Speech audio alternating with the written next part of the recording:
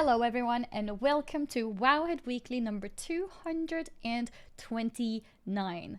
Today's show has got some new transmogs, some new models to show off, and also a touch on the recent Activision earnings call, which had some interesting things mentioned worth talking about.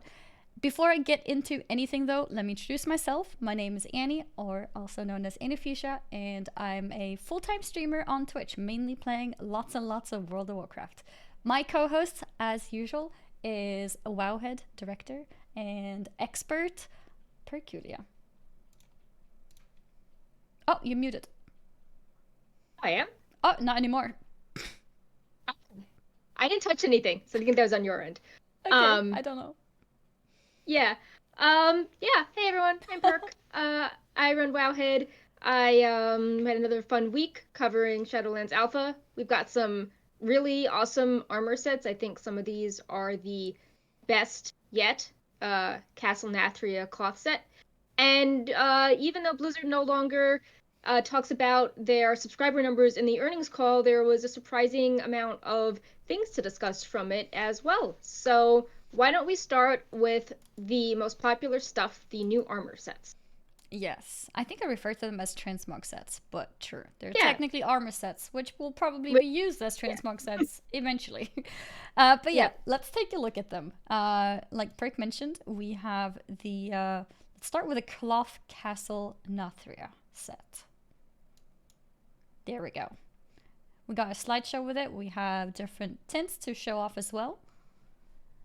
And Yes. we showed off the plate and mail one before, correct? Mm-hmm. And now we have And the now cloth. we have, yeah, and leather in a few minutes as well. And I Yes. know you're going to be excited by this, but these sets just, they aren't just robes, they have pants with them as well. Yes, I love that. We need more sets that give you that option to go either robe or leggings. I like that. And So I this think, effect on the shoulders look amazing. yeah, I think there's one set that the glow doesn't really match. It's the kind of green teal one, but I think for the red looks amazing, the blue looks amazing, the kind of rusty set with the fell green looks amazing. A lot of these sets are really good. I think my favorite though is the gold one, and I really like how all the Castle Nathria sets have this one white and gold variant because it's like it's the vampire aesthetics and zone, and I think it's really cool to see the light fitting into this vampire, usually dark and red motif. It Mm-hmm. seems like it'd be really fun for a disciplined priest or like a healer that's maybe a little morally gray with like a balance of the light and dark Mm-hmm. colors. Mm-hmm. I'm not sure about the whole beak thing going on. What do you think about It's that? a plague doctor look. So you've got like the hat and then you've got the mask. So it's also kind of very Oh, timely with the yeah. pandemic going on. And it ties in with the vials that they're wearing at their hip. Oh, yeah, they So it's are. kind of like a Mm-hmm. plague doctor. It's like if you know the Love is in the Air, the fumigator mask, it's that type of aesthetic, but Mm-hmm. more high definition. Like a steampunk plague doctor comment. Yeah. Yeah, this is I really like the set, and we discussed this a bit with I want to say Maldraxxus, how the cloth sets in Shadowlands aren't just very flimsy looking robes. They have interesting shapes to them and armor on them, and they don't quite look like plate, but they're bulkier than past cloth sets. They look like real armor. Mm-hmm. Yeah, that's actually true. And it's interesting also because mentioning of real armor and then having an actual set chest piece with leggings rather than just robes. So, generally speaking, it's like they're becoming more robust, more complete. Hmm. Yeah, so I think that these sets are great, especially because it's the first raid. I remember with Uldir, the armor tints were real metallic and kind of simple, and it made the neon weapons from Uldir stand out. But the armor sets by themselves were pretty disappointing. And in contrast, even though Castle Nathria is, quote, just the first raid, these look much more elaborate, which is promising. Yeah, that's actually a good point. Comparing the first tier of each, seeing how Yeah, and much like with work has been Emerald put into this Nightmare, one. we didn't even get a unique set. It Mm-hmm. was just recolored Nighthold and not the aesthetics didn't really fit. It was more like, okay, why do we have this sort of Nightborn druid appearance, it looked a lot more Suramar than Emerald Nightmare. Mm-hmm. But yeah, these sets are really cool. Very hype about this armor set. Mm-hmm. Let's also take a look at the chest, not chest, sorry, the leather set Yes. This is here. also a very fun set, but not ranking it as highly because we still need the shoulders with it. Yes, but it still looks amazing, especially that black and red one. Even without the Yes. shoulders, they look really good. Yeah, so this set is special because it's a trench coat, sort of Mm-hmm. inspired by my jacket that I'm wearing today. And put that on for the honor of the set. And the trench coat is cool because formerly there weren't very many trench coats available in game. It was, the Kultiran Heritage set or the Worgen set. But now everyone can get that silhouette. And the eye glows, people have been asking me, the glow is not a Death Knight, the glow comes from the helm. So you have really Oh. interesting red glowing eyes. Mm-hmm. So everyone will get it as long as you wear it. That's awesome. Yeah. We also have an image of the chest piece alone, in case you have some, some other set, some other legs, maybe another headpiece, maybe another shoulder piece that you want to combine it with. Then you can. This is how it looks like.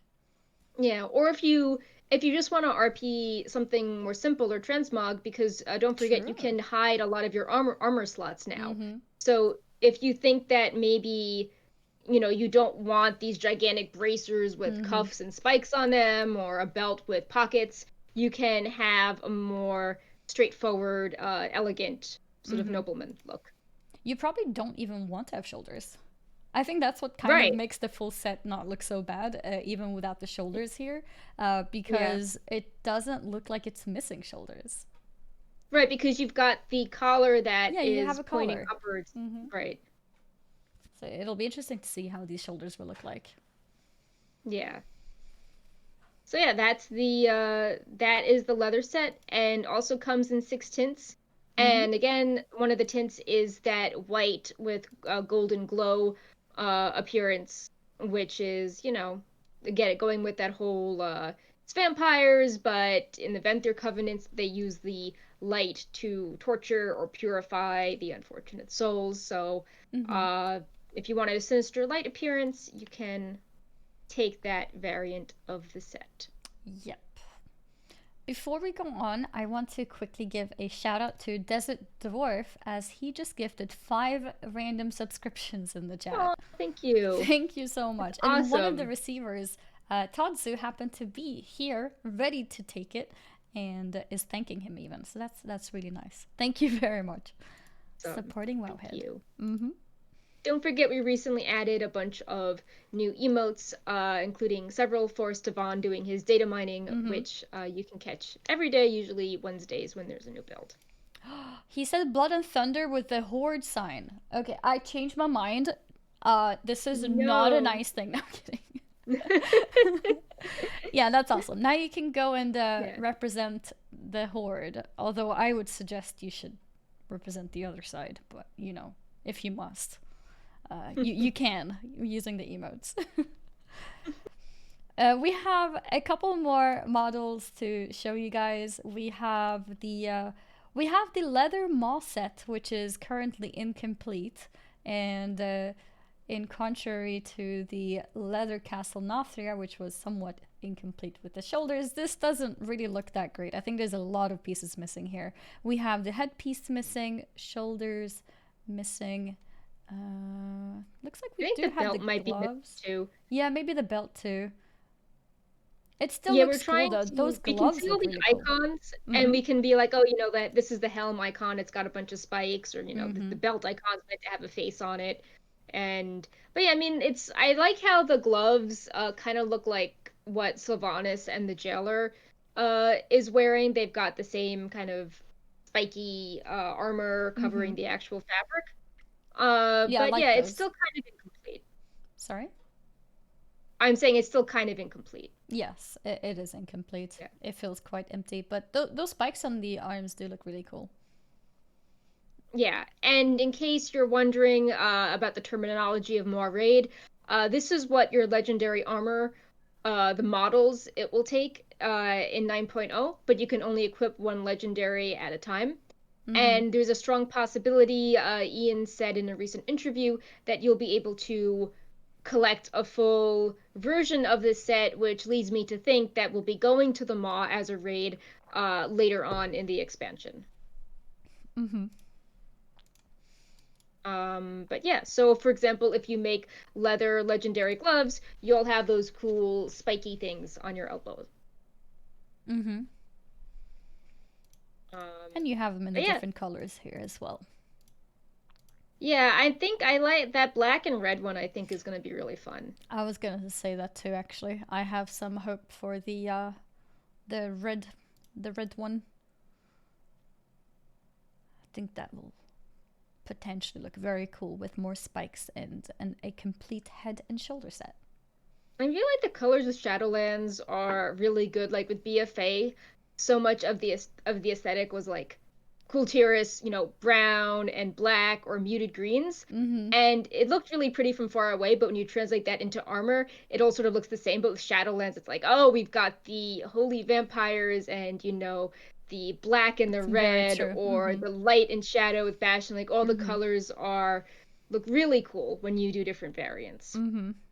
I also feel like so Coltern being a bit boring and things looking very similar to each other and almost the same might be a little bit boring in the long run, but I think it's still okay to have some sets like that. Oh, yeah. But then adding on top of it all those different tentacle sets, and they were all like different shades of gray. It felt like that was not very fun. It was quite boring to have all those creepy tentacle things in so many different colors, and that Yeah, was I it. think it was like Kultiris was brown, and then the tentacles were kind of brown, and then Uldir was also kind of brown.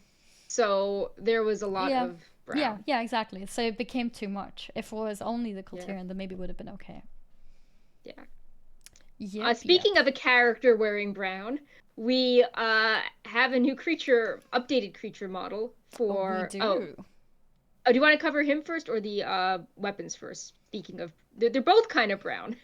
Let's go for him first, since we Okay. now hyped him up. So Yes. let's show to you guys. Should we start with the old model first? Yeah. Okay. This is the old model for. Let's see if I can say this correctly. Moezala. Yeah, that's about right. Muezala. Yeah. Moezala. This is one of the Loa, the father of sleep, referenced in one of the Okanath whispers. Mm-hmm. And he kind of had, it looked like he had Kolagorn's old model, kind of had this ripped knee-length kilt on. And he got a new pose and a fancier skirt. Yep. And that's his glow up.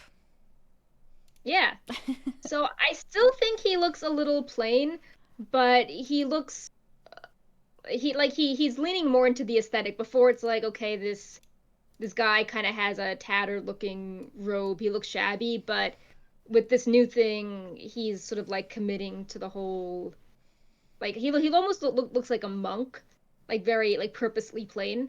Mm-hmm. And the pose is interesting as well. It looks more distinctive. Maybe it's supposed to yeah, like describe his character better than the other one. Yeah. So we don't want to get super into his role because it would be spoilers and we're sort of in the not story part of the show. Oh, that But is true. I was almost about to talk about that. yeah. Yeah, but No previously spoilers. he is one of the Loa of Death and his presence was teased in one of the children's books for World of Warcraft, Traveler the Spiral Path. And there's this ominous confrontation with him, and he wants to feast on all of Azeroth. And then there's an Il'gynoth whisper of before the last shadow falls, the father of sleep shall savor his feast. And he shows up and is going to play an interesting role. And you need to keep in mind that Bwan Samdi uh, also, is an inhabitant of that same realm as a Loa of Death. So you can imagine them probably you know, not getting along or, they're Some encroaching kind of on each other's interactions. turf. Mm-hmm. Yeah.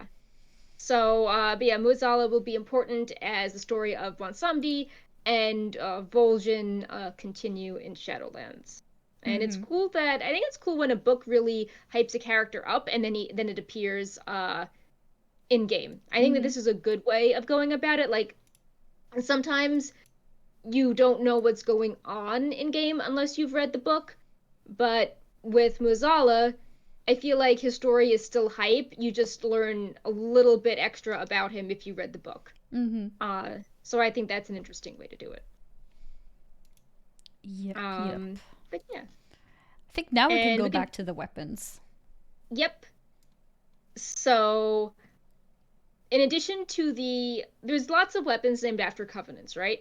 But Mm-hmm. there's also this subset of weapons named after the Drust. And you might be like, oh, like weren't they in BFA? Why are they called, Drustvar? The Drust and their backstory are really connected to Ardenweald, as we learned at BlizzCon. And while that zone isn't open, it's really likely that all of these axes and weapons, and there's even a new helm, are going to be somehow maybe tied to Ardenweald or a subset of that story. And yeah, I feel like the Horde maybe has not interacted with this group a lot Yeah, because that's this, a good point. again, Mm-hmm. it was tied to Drustvar, but maybe with these weapons, there'll be like a quest line or some stories that explain what's going on in more detail so both factions can understand the lore behind them. Because this played a really big role in the, Waycrest Manor storyline Mm-hmm. and Thros, where Jaina goes when she has visions of regret. It's a pretty interesting culture around death. So it's cool that that story from BFA is moving forward into Shadowlands. Like one of the few non-faction storylines is getting some extra love. So even though the weapons are kind of boring, maybe you want more of like a, I don't know, primal looking death cult that isn't super, Covenants are really over the top. Maybe you want something more simple that's creepy, and the Drist weapons have that vibe, especially the staff. I think the staff helm is kind of cool because it's a skull. The staff actually looks pretty cool. The Yeah, like axe and the things like axe, that were I'm kind of like, boring. it's like okay, it's Yeah. held in place with a rope, but this Mm-hmm. the staff looks cool, especially how you've got the rope going through the eye sockets, Mm-hmm. and then the top part is like antlers or spikes. I like that. Yep. So I think that's about it with models for this week. Mm-hmm. And I think we had a new sub in the meantime, so we can highlight that and then talk about some flying unicorns. Yes. Flying unicorns, best topic. We Yes. had so Desert Dwarf. We mentioned that he gifted 5 subs, but we forgot to mention that he also actually subbed himself. So thank you very much for that. Yeah. And we had previous subs right before that of Aegis with his 28-month resub and Taylor with a 4-month resub. Hmm. These both happened right before the show officially started. So just wanted to thank them again for supporting Wowhead. Yeah. So, flying unicorns. The Yes. mounts with the horse model have learned to fly in Shadowlands. So this includes the Lucid Nightmare from Mm-hmm. the Secret Puzzle, Mm-hmm. all of the coursers from the PvP Prestige system, and the Wild Dream Runner from Valshara, and the Pure Heart Courser from 100 Reputations. Yep. And they can all fly, which is similar to how there was the Moose Mount, and then several patches later from the Emerald Nightmare raid and Hellfire Citadel, they learned how to fly as well. Oh, they initially couldn't fly either? No, and Oh. the moose I think was weird because it had little clouds under its feet. Mm-hmm. Uh, but yeah, everything can fly now. Cool. Yep. And people are very excited about flying unicorns. Of I think course. outside of the Castle Nathria cloth set, this Mm-hmm. was our like second most liked post on social media. Oh, really? Flying unicorns. Yes. Flying unicorns. If you ever Very wanted to do important that, you topic. can do it next expansion. Yeah. sounds so fun. Mm-hmm. So, I mean, it's understandable. are I feel you like there's not that many places where we can use a mount and not fly.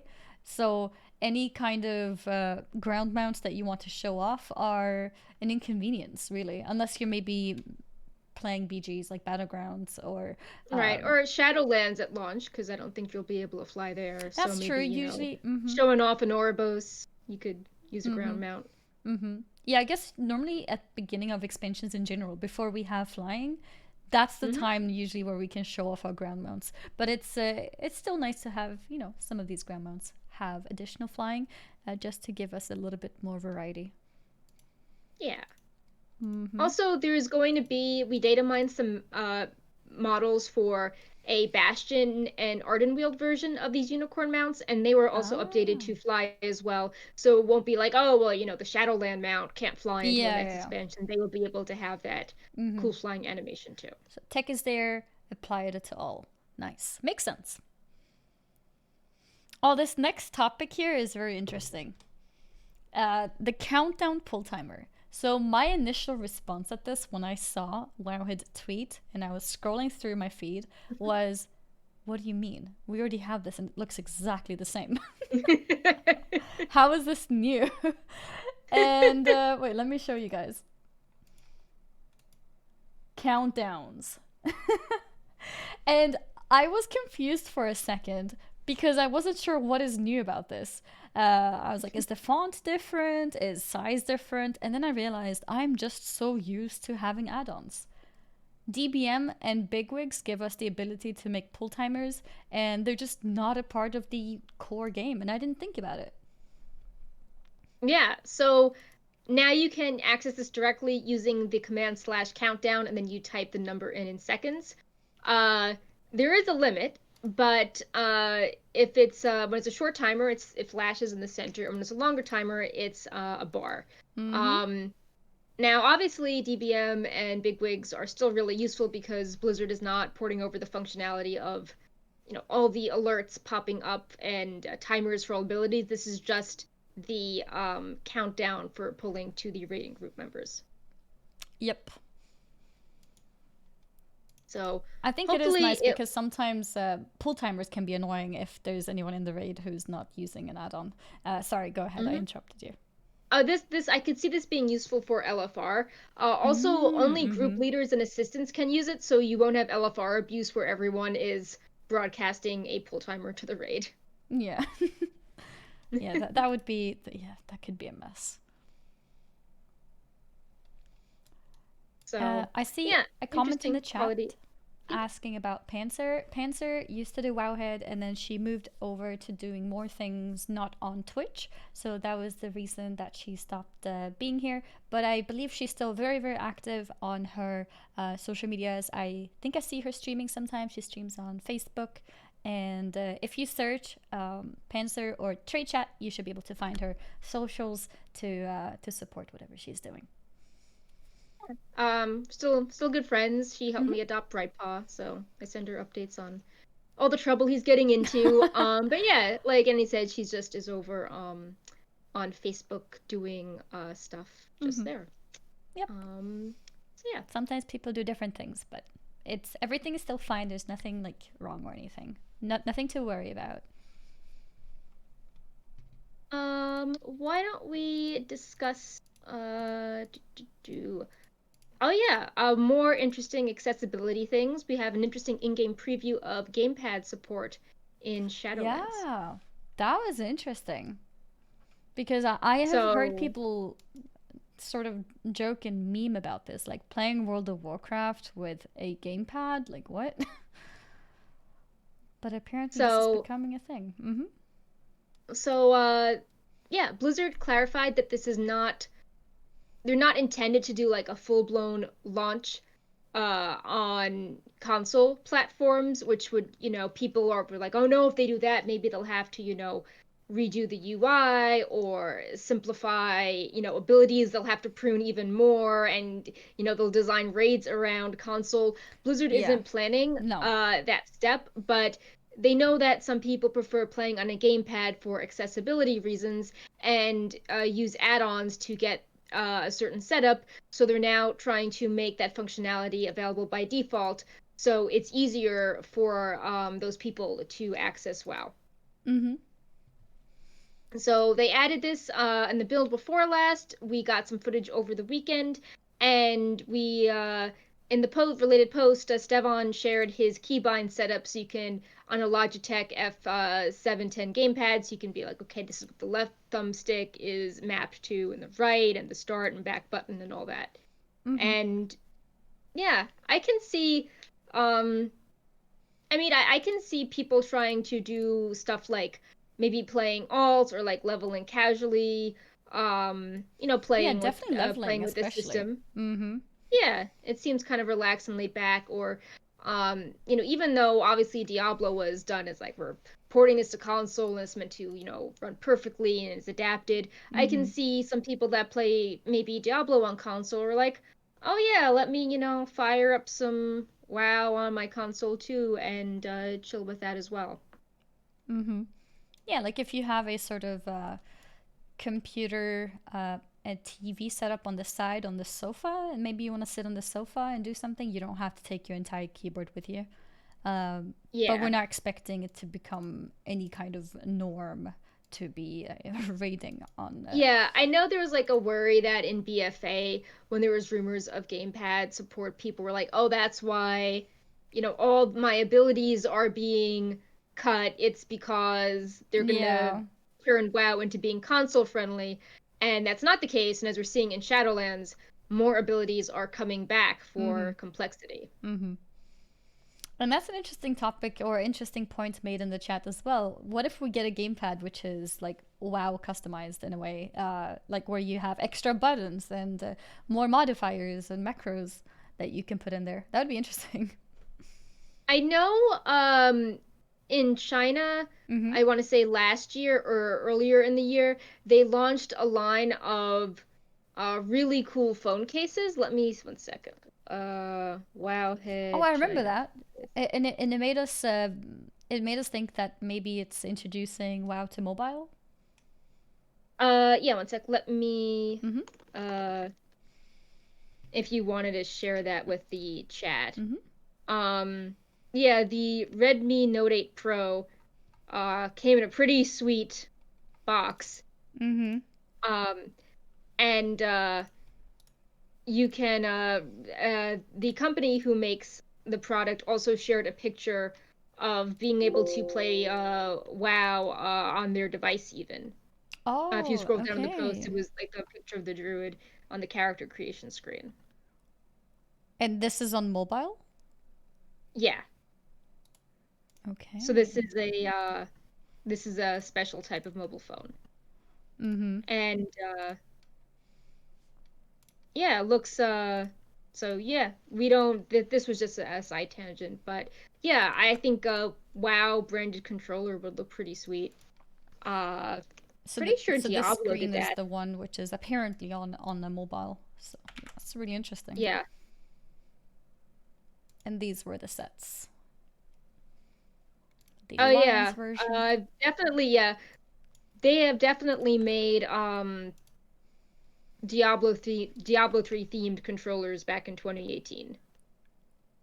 Ah. With the logo, it was like black and the buttons were red and had the logo on it. So I mean, it would be interesting if they made that for WoW. Mm-hmm. I'm sure there'll be fans that, make it for their own purposes that will do a really good job with it as well. Yeah, that's true too. Just fan made stuff, custom stuff. Yeah. I think what could be So, interesting, I'm sure they already exist, basically just having a controller with more buttons to press, because that could be very sought after for World of Warcraft players who wish to play on control. But we saw from the combinations in the keybinds that Stefan was using as well, you can use things like, I don't remember what the buttons are called, but control kind of effects where you can hold in a button and then press the button again and it will do different things. Let's see if I can find it.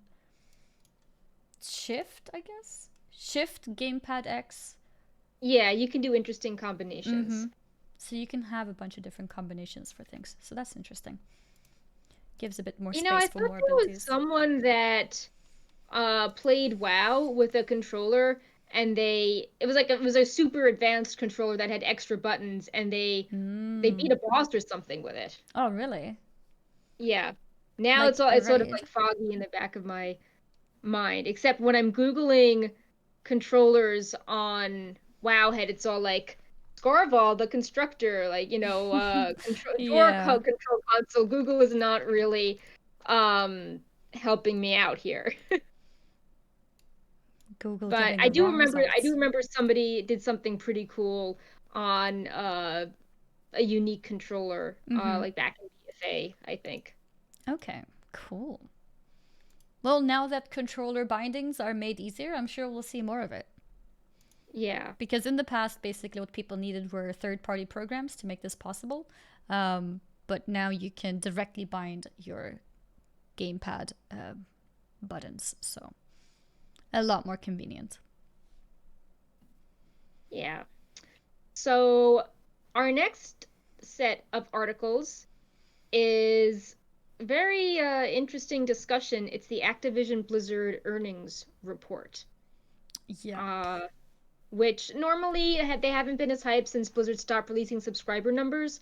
But with WoW on the upswing and the Q&A section and Blizzard talking about reacting to the pandemic, there's actually a lot of things to unpack here.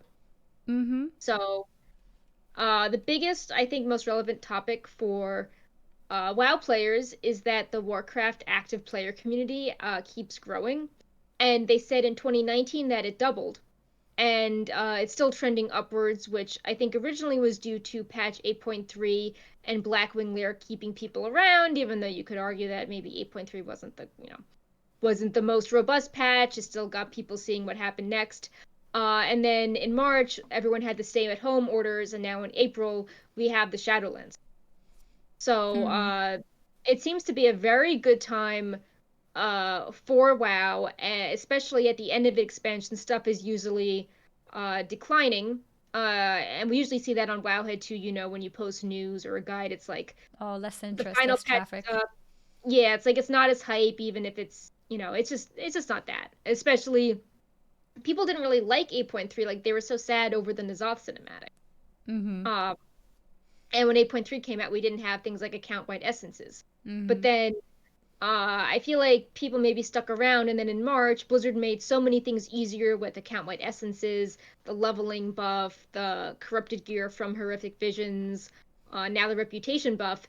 That in March we started to see, at least on Wowhead, like the amount of daily people visiting the site like dramatically go up, That's and it was interesting. Mm-hmm. reaching like BFA expansion levels, Oh, wow. and After it just account wide and the leveling buff, and yeah, I guess pandemic at the and same time, of course. yeah, and then it sort of has snowballed week after week because as people level, like then the next week they need to, log in to gear up their max level character Mm-hmm. or raid or do something else. Mm-hmm. And then, maybe they got bored for a week, then Shadowlands hits, so they tune in to like watch a stream or see Mm-hmm. what's new on Wowhead as far as those models. Mm-hmm. So we can definitely vouch that we're seeing really similar behavior on Wowhead as what Blizzard is saying, how they keep seeing the amount of active players keep increasing. Mm-hmm. I do have to quibble. I don't know if you're showing the slide, but there was this slide where they're talking about with WoW how they believe the success was like partially due to there was so much more content in between patches, and I know like if you're cynical you could be like, oh, like I didn't like that cinematic, but when you lay it out, 8.3 and then Blackwing Lair and then ZG, like there was a lot staggered, and normally Blizzard doesn't do something dramatic like, oh, account wide essences to get people returning and hype several months after the last patch drop. So the content did end up staggered pretty well in quarter one, actually. Mm-hmm. Um, Yeah, I'm showing the but slide yeah, that talks about the different Blizzard games. but yeah, I mean, like I still think that the impact of the pandemic should not be overlooked because for us that was the most dramatic increase in traffic, Of and it was course. to a lot of old stuff as well. It wasn't people necessarily looking how to run a horrific vision. It was people just curious what class they should play, how they should level, etc. Mm-hmm. Yeah, no, the pandemic had definitely a huge impact. People just having more time at home. I mean, even even if you don't consider the people who might kind of get distracted and maybe play some games when they're not supposed to when they're working, even not considering that, the time that people save for not having to travel to work, for example, as well. There's a lot of people who travel, an hour to work, an hour back, and just having that saved time too will probably give them extra time on their hands. And then, of course, there's also people who sadly may have lost their jobs too, maybe in between two jobs, and that also gives them more time to play games. And yeah, so there's a lot of things to consider. These numbers that have increased, but it's still interesting. At least I know in the US, the last time there was kind of a economic downturn, WoW was also very popular because when you look at the numbers, it's, 15 for a month, and 15, like in an urban area, is a movie ticket or a book A or drink. yeah, like like if you're at a bar, it's a drink. If you're ordering takeout between tips, like that can easily run 15. And like a lot of people, even if they have their jobs, are, worried Mm-hmm. about anxiety or, having to pay for expenses they didn't have to think about before, all the extra hand sanitizer or masks or extra precautions or wanting to save money in case they get sick. So WoW is a really good, reliable, cheap hobby, and I think especially with the changes Blizzard made, it offers a comforting routine, even similar to, like Animal Crossing. Like your life may be chaotic, but you can, log in every day and, do your dailies or, farm your raid run or, put on your transmog or, dress your character up on a mount. And it's just something that's a Yep. calming routine that is welcoming for your day. It's very interesting that you mentioned Animal Crossing too, because the Switch is sold out everywhere. Mm-hmm. It's really difficult to get a hold of a Switch right now, and a lot of that is to do with Animal Crossing that was recently launched, and it also happened to launch exactly around the time of the pandemic, which makes people spend more time probably on social medias and seeing their friends are playing this game, and then they want to play it too. It's I think that's also another great example of something that's going very well business wise, if maybe probably better than it would have if there wasn't a pandemic. Yeah, I mean, it's very interesting because I remember sometimes when a game comes out, we're like, okay, the traffic to Wowhead might decline because this cool game is coming up, people want to play. And Animal Crossing is super popular, but the traffic didn't actually decline on Wowhead, it kept growing. So I think it shows that so many people are stuck at home that multiple games can do well and hold people's Mm-hmm. attention. It's not like, okay, for the hardcore gamer crowd, a new game came out, we're going to play this Friday night and ignore WoW for a few weeks. Mm-hmm. It's like people are either playing both games or there are so many people that it's not like everyone is drawn to one game. Multiple games can thrive during a pandemic. Mm-hmm. And yeah, Blizzard was saying how like stuff was doing really well in quarter one just to compare and contrast industries. And then Disney on their earnings report talked about things being really bad because, people aren't going out and seeing movies, they're not going to their parks. Their Oh yeah, form the of parks live too. entertainment Mm-hmm. is, quite different. Mm-hmm. Yeah, that's a very good point. So there's a huge contrast there on depending on what kind of company that you may be running. The pandemic will definitely affect everyone differently, and a lot of Yeah, these even like online things are websites. doing better mostly. Hmm? Like, if you run a website and it's covering something like gaming and your audience are people that usually, stay at home, you'll be getting, better traffic or Mm-hmm. people will be responding better to ads than if you were, a website covering like not even luxury services, but things where people would go outside. Yeah. because people aren't using your site. And if you're an advertiser that, wants to advertise things like sports games or flights or travel or Mm-hmm. like new shoes, like people aren't buying that sort of stuff. Shoes, So even clothing. across the website, Mm-hmm. it's like, it's like, oh, well, it's good to be running a site where people just sort of naturally stay inside Mm-hmm. because that's not as affected as much as other places that suddenly don't have ad deals because all the advertisers are like, oh, no one is flying, Yep. we're not going to advertise to take flights on various websites. Mm-hmm. Or And things like movies that people aren't going outside, so mm-hmm. they don't, stuff like that. Clothing is a very interesting one because if I'm not mistaken, there's a clothing line in Sweden which has existed for a really long time called MQ, and I think they went bankrupt because Oh of this. no. I'm not 100% sure. I might be wrong, but it's you can definitely imagine that people are less likely to buy clothing because what am I gonna wear the clothing to? Like to just look into my Yeah, mirror? like it's getting like really hot in Los Angeles at this time of the year. So a lot of places are like, oh, buy our swimsuits or, buy our, festival line for things in the desert. And then the pandemic hit and now it's like, oh, actually, like, surprise sale. All of this is Yeah, on sale for weeks yeah. on end because, why would you want to buy some expensive Mm-hmm. festival neon wear clothing to wear at home. Yep. Uh, so Yeah.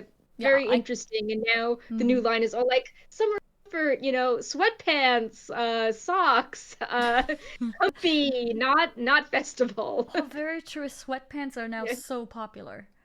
It's so Yeah. true because that's what everyone's wearing. Yeah, so I feel like Oh. all of these clothing places are like really pivoting hard and highlighting stuff they would not be, usually advertising for May in a very warm part of the country. Mm-hmm.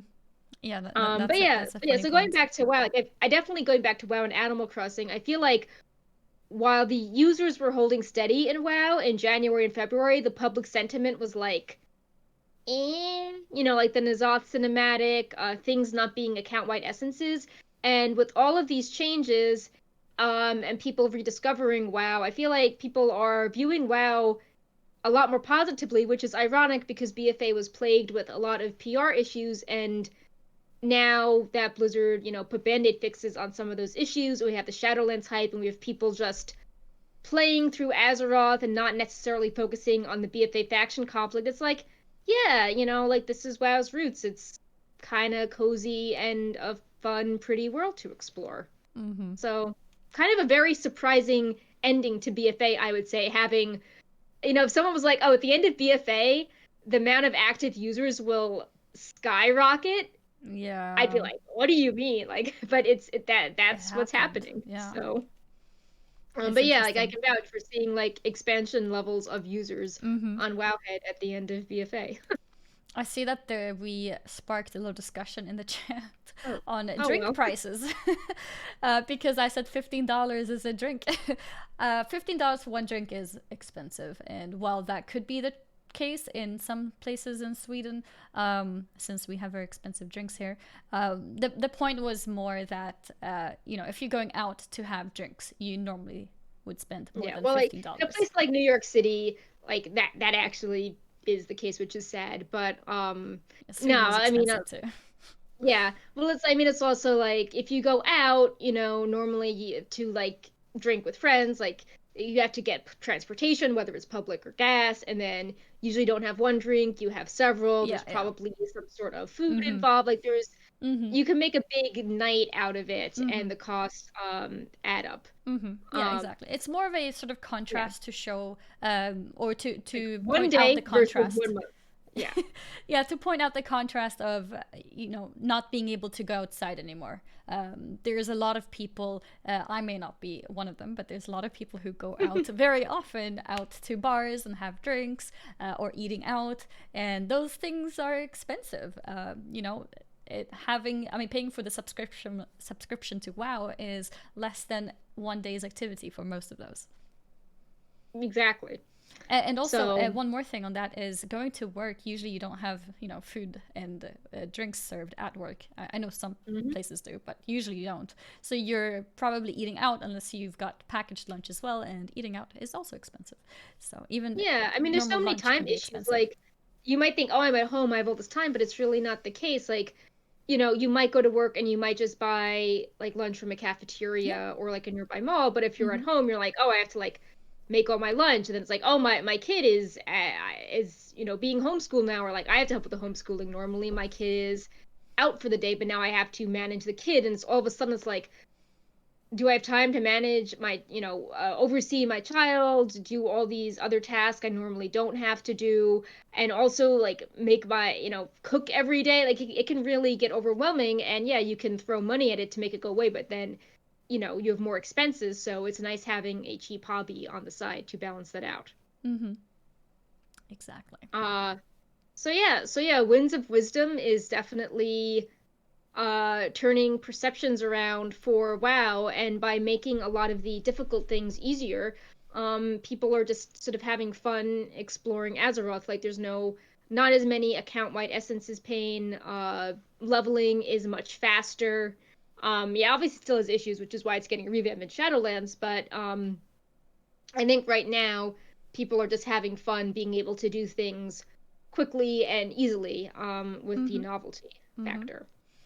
I also Um, randomly remembered a comment when you mentioned corruption gear being a mhm. positive thing since March-ish, March, April, I'm not sure exactly when. Yeah. Um, Basically, what changed with the corruption gear is that they became a 100% chance of dropping from horrific visions, completing a Hmm. horrific vision. So that was the change. So the positive with corruption gear was the positive change of being able to get more guaranteed Yeah, getting a corruptions. guarantee, Yeah. which is good if you were unlucky at the start, because a lot of people were like, when you test something on the PTR, you can buy corruption gear. Mm-hmm. But then there was a pain point where when people were playing through things in 8.3, they're like, oh, I got unlucky with corruption. Now I have no pieces. I feel super behind my casual friends that have a few pieces. It's hard to catch up when you have nothing. Like, we're not talking about getting the perfect corruption. We're talking about casual people that just were, don't have a ton of time to play and weren't getting anything, and just, feeling like they were missing out on some big major feature. Mm-hmm. And the guaranteed corruption is nice. I mean, it motivates me enough to do one vision a week on my ults just to have that one Yeah. piece. So, yep. I also wanted to highlight before we dive into some of the specific things how, with all this talk about Warcraft doing well and Blizzard's other products doing well, they kind of didn't mention Warcraft Reforged, which launched in January. Oh, that's So, true. yeah. So, Some I mean, things are that's being another swept on the thing. carpet.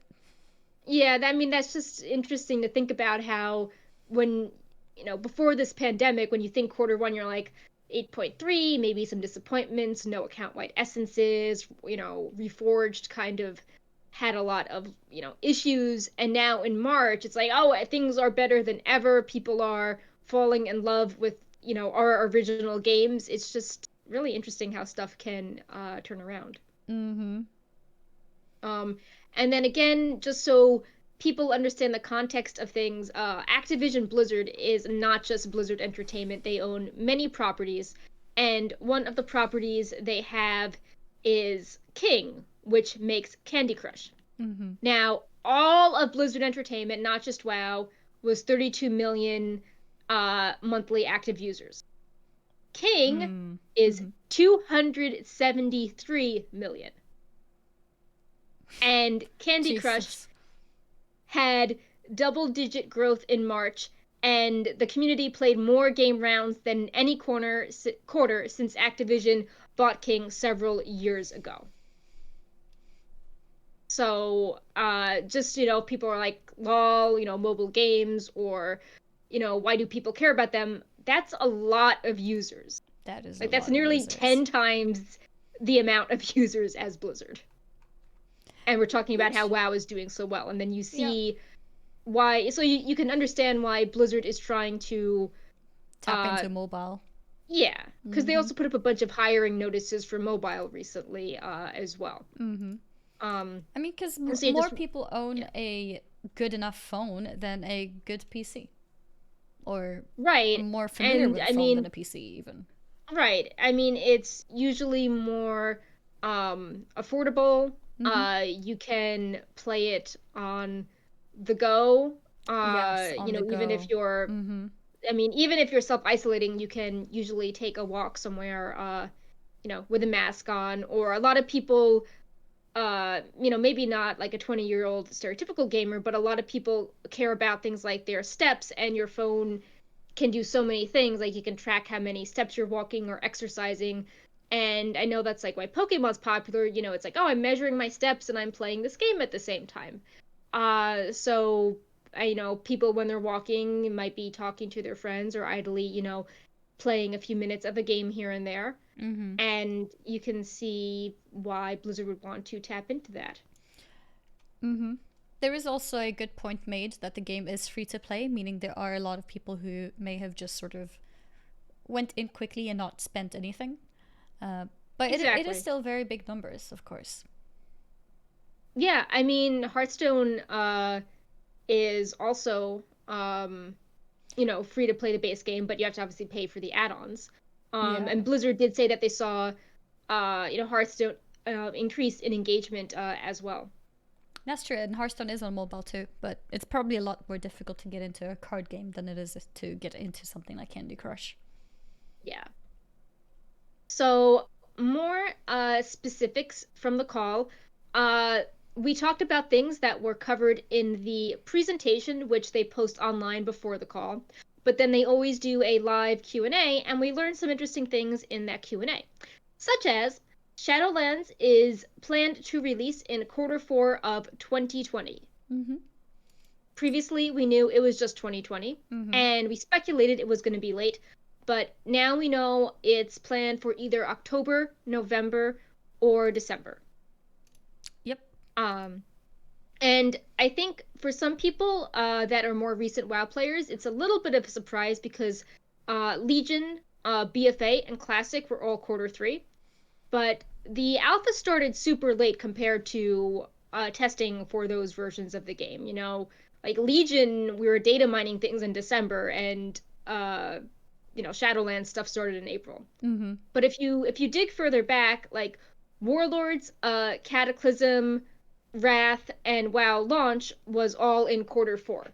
So one could speculate that maybe they'll aim for another November launch date, like mid-November, and get people playing over their long Thanksgiving break. And then, in colleges, usually they wrap up in like early December, getting people playing home from that. Mm-hmm.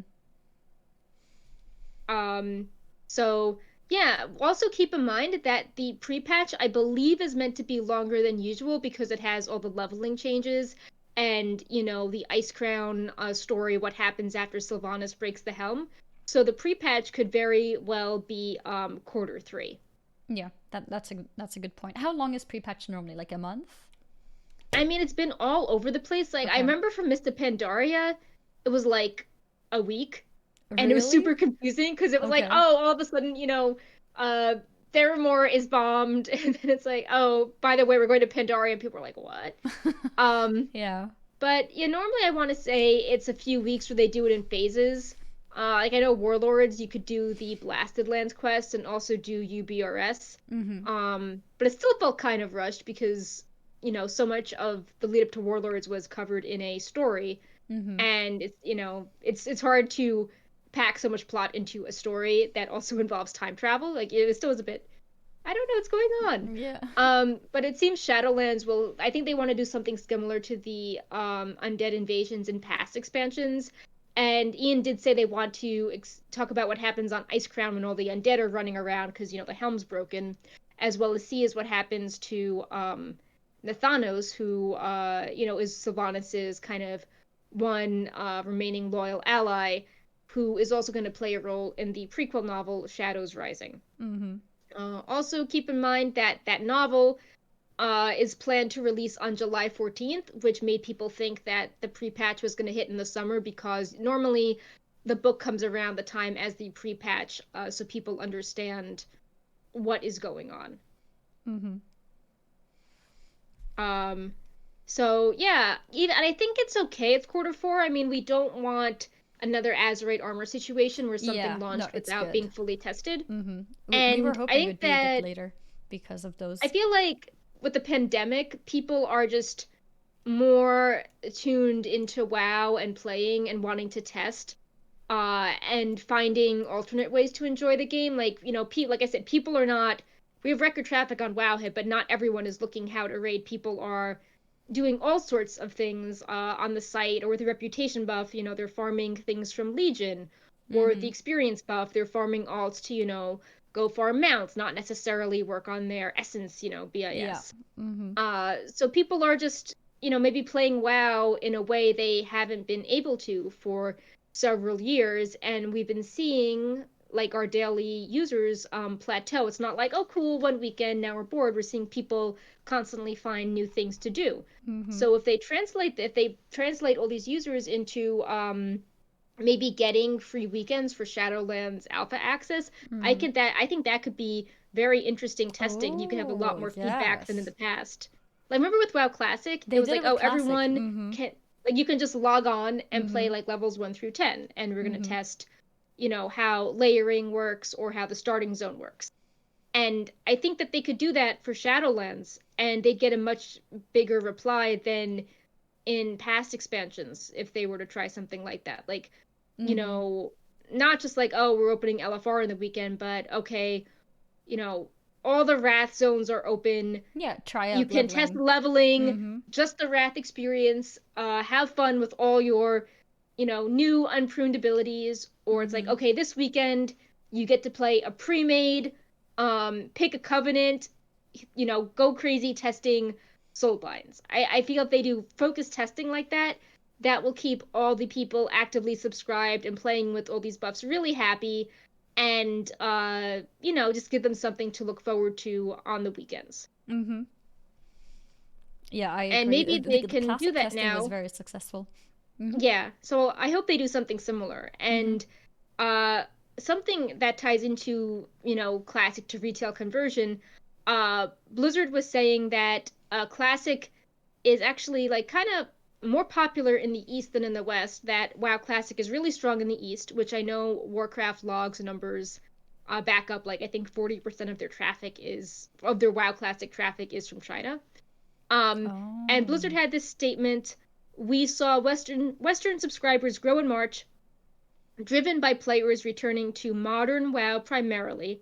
This has contributed to strong pre-sales for Shadowlands. The momentum we saw in March across both modes continues, with the active community growing faster than it ever has." Mm-hmm. So, this was in response to a question where an investor asked Blizzard, how do you keep your audience engaged following WoW Classic launch? And Blizzard was like, hey, well, actually, we're seeing the subscriber growth now going to modern WoW, so maybe a lot of those people that paid for the sub are checking it out. Mm-hmm. So again, I think that now that they know that people are interested in both modes of the game, there would be similar interest to test retail WoW like they Yeah. did WoW Classic last year. Mm-hmm. That is true. That is a good way to make that prediction. Yeah. There was also another. I feel like this is the gift that keeps giving. So last week, Mike Morheim said Oh yeah. that Mm-hmm. WoW was uniquely social, and some of the changes made in the name of maybe making the game more like beginner friendly or accessible, uh, kind of changed, made the game less social. I mean, there was a lot more nuance to it, but of course, everyone ran with this being like, oh, WoW is no longer social. And then it was even to the point where Ghostcrawler weighed in, being like, hey, so, early WoW existed before, Twitter or Discord or Twitch and all these things, you know, are more popular social platforms than WoW. So, WoW is a social phenomenon, but you can't replicate that with, the modern internet being what it is, with all Mm-hmm. these extra features. Mm-hmm. Like WoW was where people met their first online friend, and it was a novelty then, but now, you meet so many people online for business reasons, not just Mm-hmm. as a hobby. Mm-hmm. So continuing with that, J. Allen Brack, when asked about WoW, gave his own little thoughts on the WoW social experience. Uh-huh. And he wasn't directly asked about Mike Warheim, but based on his reply, it seemed like it was a response to that as well, because he says, do, Mm-hmm. do, do, do, do, uh, World of Warcraft has been fortunate to be engineered as a social experience, and that's as true today as the day we launched. Over time, we've listened to feedback from the community, and the game has evolved to what we now call the modern game, which has really expanded the breadth and depth of gameplay, as well as making it easier to kind of find friends, group up, make progress, or play alone, all within the social environment. Um, so he, is making it seem that WoW was just as social as the day they launched, Yeah. which, I mean, you could say that as well. It's just very different. Like, as a Twitch streamer, like a lot of these things he's talking about, like, finding groups, making friends, communities, they weren't around at launch for WoW. And I think all those features have, helped you build your community, which, is obviously very social. So, he has a point that it's still social, it's just different. And WoW needs to be a modern game, or else, there's like so many MMOs have died off. So, you need something like WoW still. Mm-hmm. Wow, So, yeah, I think like wow, I wouldn't say that it's as social as it was because uh, also based on the things that you said, where there's a lot more social places to interact in the first place. So you may not interact mainly in WoW. I remember sometimes back in the day logging in just to chat with my friends, but now, like just sitting in the city and chat to friends. But now I would probably do that on Discord instead. Um, Also, I think a lot of people forget that there are still. I remember reading. I don't know who wrote it, if it was you or somebody else. The post on Wowhead on how social the game is, and the more things that you want to do, the more social in a way that you have to be. But today you have the option of not really being social. You can play the game and not be social. Whereas in the past, you couldn't really play without being social. There is nothing really to do then. There's too many yeah, things I where mean, you going back needed a to group. Animal Crossing, I feel like it's also been like good to just be social with people there, because it's in that early sort of game stage where you have to be social to, you know, do well, like, turnips, for example. Like if you're just by yourself, you won't be able to get as many recipes or get as many things to buy. Mm-hmm. So you're sort of forced to be social. I am kind of getting early WoW vibes from that. Like it's way more, there's a difficulty curve and you have to be social, or else your character, your island won't be as well. Mm-hmm. That's another interesting parallel to early WoW. Mm-hmm. And you notice it too. It's more okay to be to not know things in Animal Crossing because everyone doesn't know. So it's okay to ask questions and things like that. And with a game like World of Warcraft that's existed for 15 years, it has to modernize because or like Yeah. not that it has to, but the community has changed. If we and we see it with Classic today. Classic today is not like Classic back then, even if it's the same Yeah, like game. everyone was so confused. Like People in play it Vanilla WoW, things different. took a while because Yeah. they didn't know what was going on. People were not as good. And in retail or in classic, like everything is documented to the nth degree, speed runs, things dying in one day, Mm-hmm. min-maxing, everything just goes so much faster. Yep. Versus, sharing your little obscure bits of knowledge to make things, 1% Mm-hmm. easier, and having to reach out to people being like, I don't understand this. Do you understand this? Now Mm-hmm. in retail, it's just like, okay, go read this guide. Mm-hmm. Come prepared already. I only want the best possible person. Mm-hmm. Yeah, in terms But of it, touching the social aspect again and comparing old WoW to new WoW, uh, it's that sort of a requirement to be social which is gone. But the more higher end you play, the social aspect kind of comes into it because there's very few high end, let's say, mythic raiders who are not social because well they need to be social to raid together, right? And or high end PvPers, they're socializing too because they need to talk to each other to be able to play. So but then the lower end of things like LFR, no social needed. groups for things like mythic dungeons that are not very high keys can also just be done with no voice, no need to socialize. Just, show your Raider IO profile, you get invited, you go in, and you don't talk at all. But yeah, it is the social platform is available, but it's not like you don't have to be social anymore. Yeah, I would also say that the social, I mean, it's changed over time, right? Like formally, it's like, oh my God, like this person online is my friend, and I'm going to log into WoW to talk about them. And now there are so many other platforms, and people also use them to share information. I mean, we have Discords with hundreds of thousands of members discussing the game in real time, and the Discords are usually for what would be considered higher end things like how to play your class at max PVE level.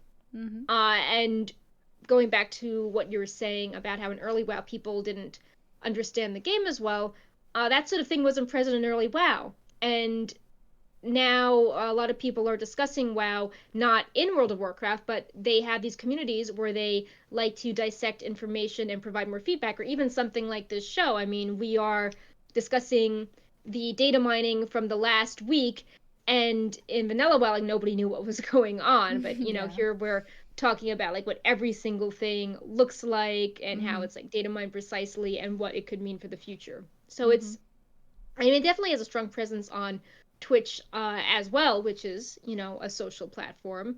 WoW is consistently up there for expansion releases. It's a Mm-hmm. really stable game, Mm-hmm. especially compared to other games of its age. Mm-hmm. So, but yeah, I wonder who's going to weigh in on the social experience next from Blizzard, because we've got 3 people, so far. Oh yeah, more comments. Yeah. Yeah. So, I mean, I think it just basically comes down that, you can't replicate 15 years ago, which I think WoW Classic versus Vanilla experiences have shown Yeah, it's very impossible. well. We have changed too much. Um, We are, and used to accessible things and things being yeah, easier.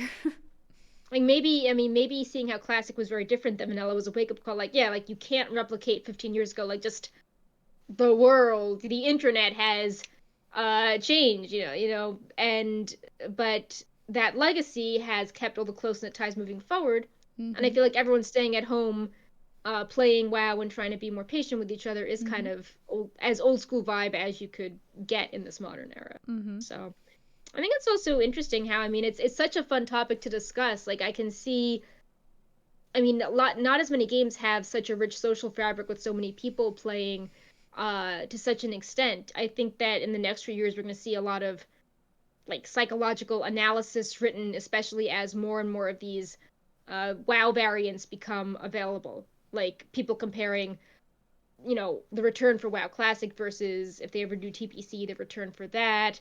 Mm-hmm. How people suddenly like, so why is Blizzard doing well in a pandemic versus Disney not doing well? Because Disney has home entertainment. Maybe people just really want that social connection in Blizzard games, and that's why they're playing as well. Mm-hmm. So I think as like a lot of people that played WoW 15 years ago are now adults, we're going to see them doing like kind of interesting analysis think Mm-hmm. pieces of why it's been so popular across Mm-hmm. a variety of situations. It'd be interesting to compare, like as a ratio, as a percentage, games that do not require as much social. Games where you jump in and jump out, like League of Legends, Or Candy Crush. Candy Crush.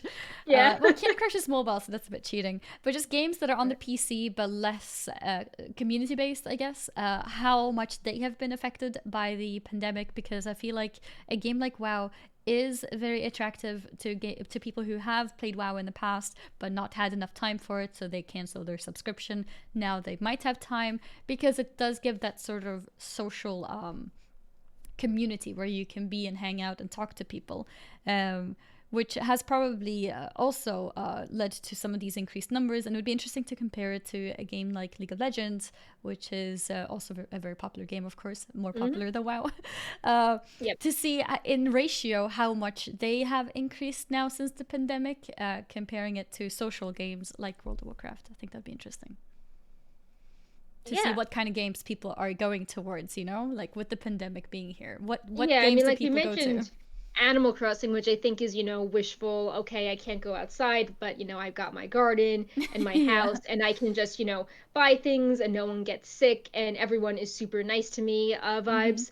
But like I said, you also have that social thing where, you can talk to villagers and they are thrilled to get a gift from you, Yeah, or I you mean, you're can, progressing your character. It's like an right, RPG almost, you know? Like, yeah, I mean, of course, you're not gearing your character, you're not becoming more powerful, but you're working on your little island. In a game like League of Legends, you're not really working on anything in a progression right. sense. Or you can like tweet out and be like, "Oh, I got this cool recipe. Does anyone want to visit and Yeah. get this recipe from a villager?" Or like, "My island has the good turnips. Come over." Like, it makes you feel good that you're helping each other, which it does seem, very different type of game, but it seems pretty similar to WoW, where you can have positive interactions with players and it can make your day, give you some social interactions as you're in quarantine. Mm-hmm. Yep, yep. So we wanted to wrap up the show with some things going on in WoW that you are probably aware of if you're watching Wowhead Weekly. But yeah, Children's Week is here in retail and classic. If you were not playing WoW last year because Children's Week was kind of at a lull in WoW's content, there are Kultiris and Zandalari Orphan quests to do, and there are 4 pets added last year for people to collect. Yep. So we're up to 14 there.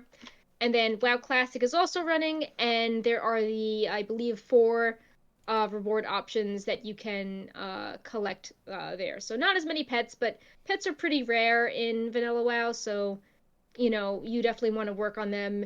And it's very different than BFA, where you can trade pets or account-wide pets. So you want to start collecting those pets now if you want all the pets in a few years. Somebody in chat just pointed out, I'm not 100% sure if this is true. I would need to log in and check. But apparently, if you're on EU, Children's Week ends in 23 minutes. Oh, So huh. if that's true, then you may want to log in quick and get the things that you need. Whoops. Yep. So Children's Week could be ending um pretty soon. Yep. Good to know. But oh yeah, it runs from the 1st through the 8th. So yeah, that's ending very soon. Good thing to point uh out. Mm-hmm. yep. Um and then the other thing going on is that the Dark Moon Fair is here and it lasts for longer than 23 minutes. And Yep. there are the reputation and experience buffs. You can either get the top hat or the Wii buff, and they And this stack is the with. retail Darkmoon Fair.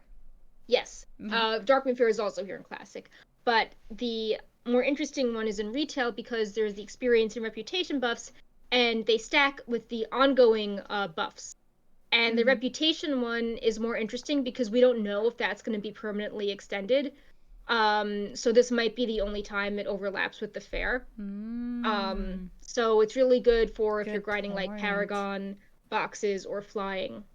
And as a side note, if you're super min-maxy and you're trying to, level experience with Dark Moon Fair and this buff, it's probably better to get the top hat because you can just stack a bunch and keep popping them. While if you, with Wii, you have to keep, going back and forth to the fair, so you lose some travel time. So if you're like super into leveling and your time is Mm-hmm. valuable, the top hat is slightly better. Darkmoon Fair. That's a good point. I should probably continue leveling my Volpera.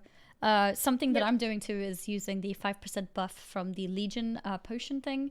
Um, Not Legion, the 7th Legion. So, not Yeah. Expansion Legion. The Oh, 7th sorry Legion. that my computer's on the screen. We have a cat pushing my laptop forward. It's okay, it's barely visible. But yeah, that buff is also good to keep track of because that also gives you 5%, and then you have, or 10% is it? I'm not sure I actually. think it's 10. Yeah. I think it might be 10%. So you have that, you have Darkmoon Fair, and you have the 100% bonus going on as well. So there's tons of things you can stack on each other right now. And heirlooms, of course. Yeah. So it's a good week to focus on things. Keep in mind that the reputation buff, impressive influence, only works for the Legion and BFA factions with Paragons, while Darkmoon Fair reputation buff works on everything. Yep.